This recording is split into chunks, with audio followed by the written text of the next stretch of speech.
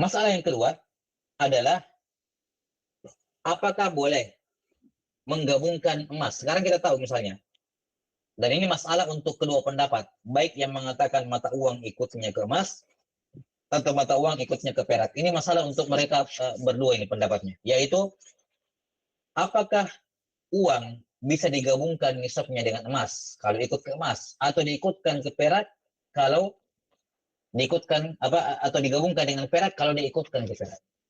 Misalnya alal qaulil sahih, alal qaulil asah ya, yang asah apa, uang ikut ke nisabnya emas. Baik.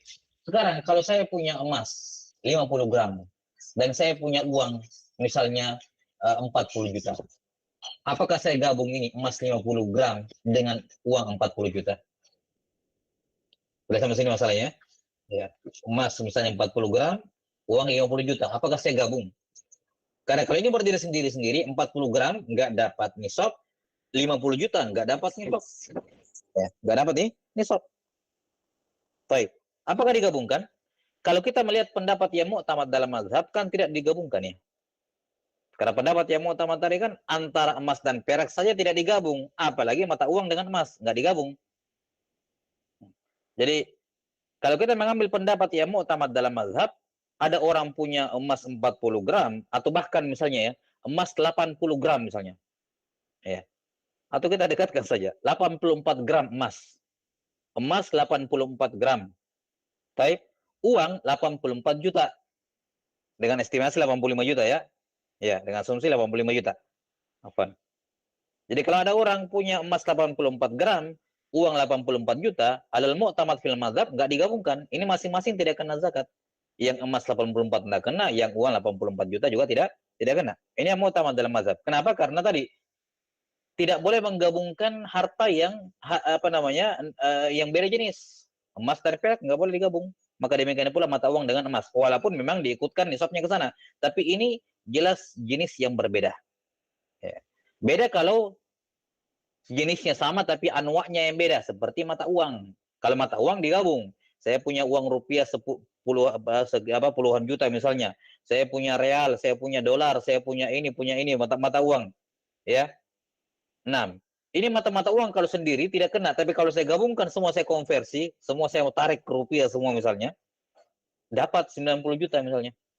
Maka yang seperti ini wajib kena zakat. Kenapa? Karena mata uang itu walaupun beda mata uangnya tapi sejenis. Sejenis. Sama-sama mata uang.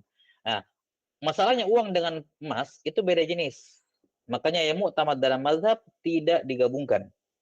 Ya, seperti katakan tadi, kalau ada orang punya 84 gram emas sama 84 juta, nggak digabungkan dalam mazhab. Yang mu'tamad dalam mazhab. Jelas? Wallahu ta'ala a'lam bissawab. Hanya saja, nah,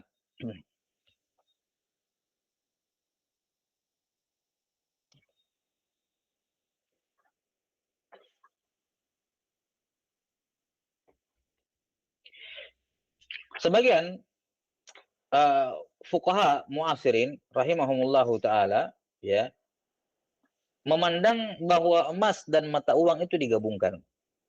Karena dia mengikut kepada nisabnya emas, maka selayaknya dihukumi sejenis. Ya, selayaknya dihukumi sejenis sehingga digabung. Sehingga digabung antara emas tadi sama uang. Ya, wallahu a'lam bissawab. Ini pendapat sebagian ulama dalam masalah ini. Ya. Adapun yang mu'tamad dalam mazhab, kalau kita mengambil pendapat yang mu'tamad, ya tidak digabungkan antara uang dengan emas. Ya.